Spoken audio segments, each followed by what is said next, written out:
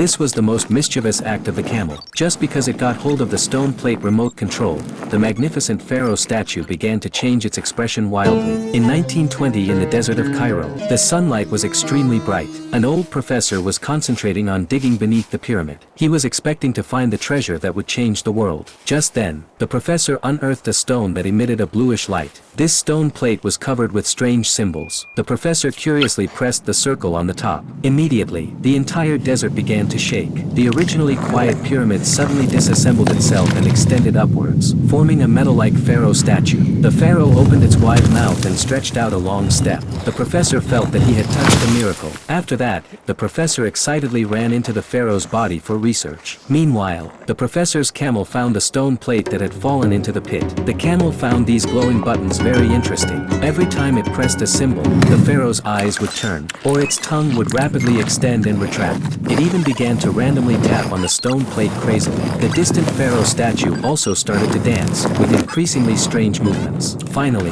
the head of the statue completely reformed into a huge camel face. Inside the statue, the professor was unable to control his balance at this moment, and his body collided everywhere. The situation was extremely critical. In the end, the pharaoh statue retracted to the ground and returned to its original shape. The huge impact force sent the professor flying and he crashed heavily into the original deep pit. This archaeological controversy that began with an accidental discovery ended with the professor returning to the starting point. The professor's experience raised an interesting question. When facing advanced technological civilizations of unknown nature, do you think the most dangerous thing is the explorer himself, or the camel sitting idly beside him?